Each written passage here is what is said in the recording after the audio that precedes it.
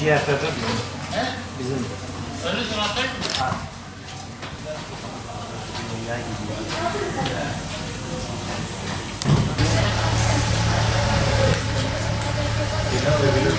Tamam.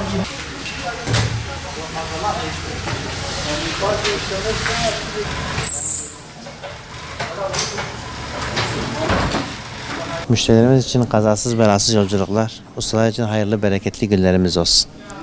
Malum kış aylarına girdik. Araçları kışa hazırlamanın ilk başlangıç noktası. Şimdi de göstereceğimiz üzere akü ölçümüyle başlıyoruz.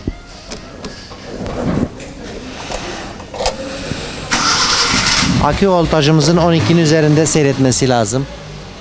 İlk yaptığımız uygulama aküsü tam olacak.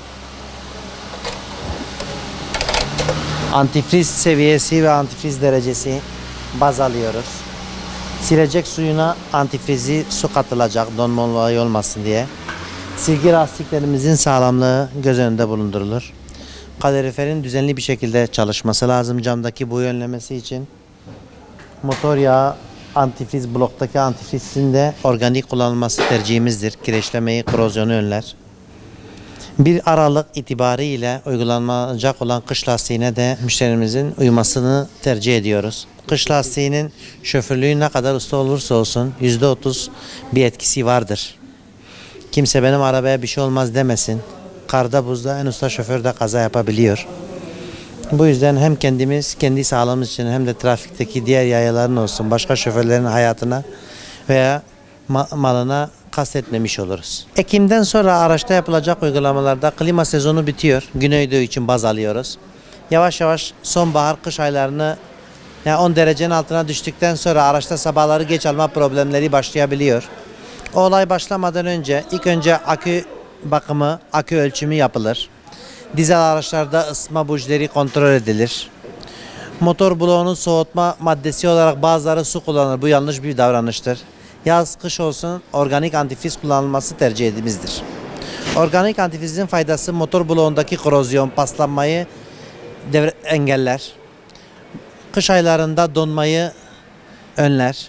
Bu da bizim motorumuzun uzun ömürlü çalışması için iyi bir uygulamadır. Ondan sonra silecek sularımıza yazın tamam normal saf su ilave edebiliyoruz. Klasik cam sil kullanabiliriz. Yalnız kışın antifrizli, donmaya daha dayanıklı cam suyu kullanılması tercihimizdir.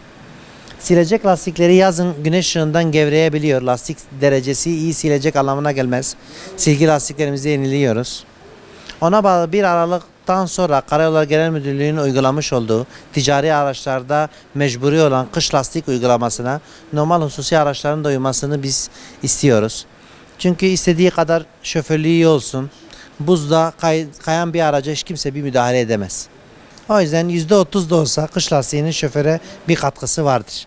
Hem kendi hayatımız için hem de trafikte olan diğer sürücülerin de hem hayatına hem malına sonradan pişman olacağımız hiçbir şeye yol açmayalım. Sürücülerin bize kış aylarında geldiği öncelik camın buğulanması. Bu da iç petekte deliğin oluşması sonucu cam kaloriferi açtığımızda yağlanma yapıyor. İyi bir sürüş olayı kalmıyor. Ya da sıcağı soğuğu ayarlamayı bilmiyorlar. Her bir lastiğin bir marka oluşu virajlarda arabayı kaydırmaya yol açıyor.